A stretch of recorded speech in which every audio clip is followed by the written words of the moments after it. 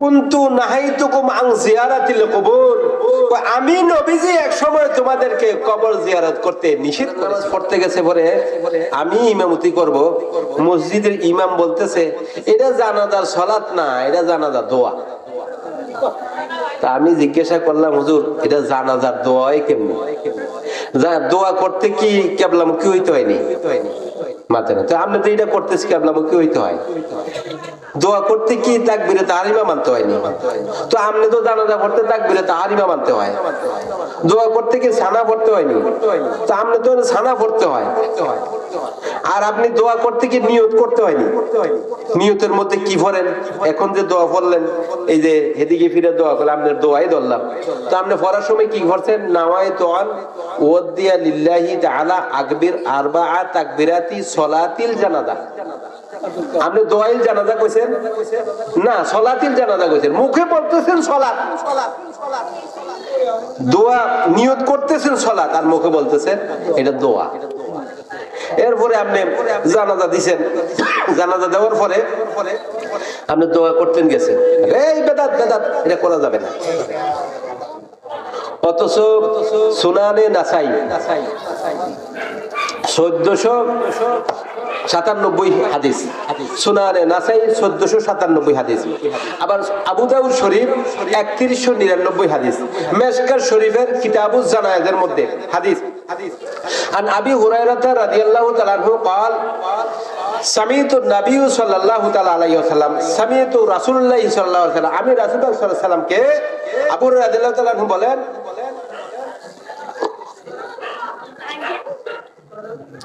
আমি রাসূল পাক সাল্লাল্লাহু আলাইহি সাল্লামকে বলতে শুনেছি। কি বলছেন? ইজা সাল্লাইতুম আলাল মাইয়িতি ফাখলিসু লাহু দুআ। সিয়াসিতার দুইটা হাদিস, সুনানে নাসাই, আবু দাউদ, দুইটা সিয়াসিতার হাদিসের মধ্যে হাদিস নাম্বারও বলছি, 1497 আর 3199, আর মেশকাত শরীফে কিতাবুজ জানায়েজের মধ্যে ইজা সাল্লাইতুম আলাল মাইয়িতি ফাখলিসু লাহু দুআ।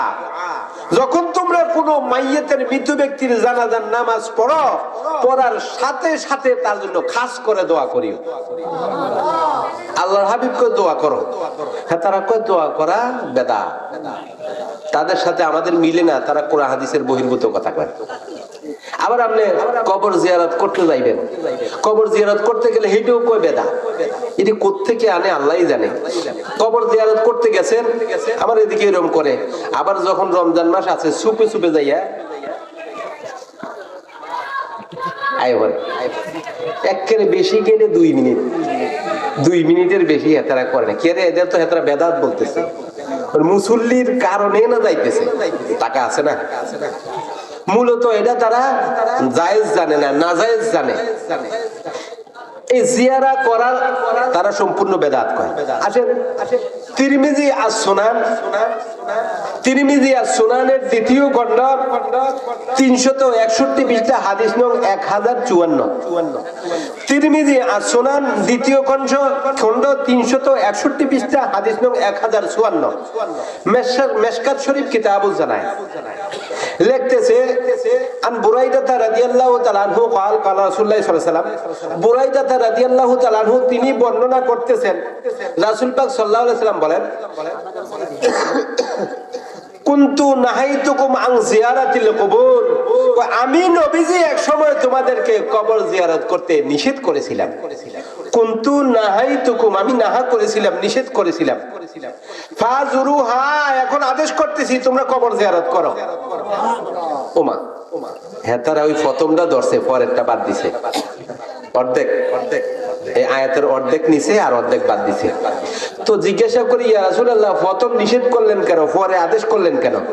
আল্লাহর হাবিব বলেন, প্রথম যে নিষেধ করছি ওই সময় মক্কা শরীফে যেখানে মুসলমানদেরকে মাটি দেওয়া হইতো, এইখানে হিন্দুদেরকে ফুরানো হইতো, এইখানে খ্রিস্টানদের মাটি দেওয়া হইতো, বৌদ্ধরে মাটি দেওয়া হইতো, ইহুদি নাসারা সব এইখানে মাটি দিত। যখন কেউ দোয়া পড়তে যাইতো তখন সবার জন্য দোয়া করতো।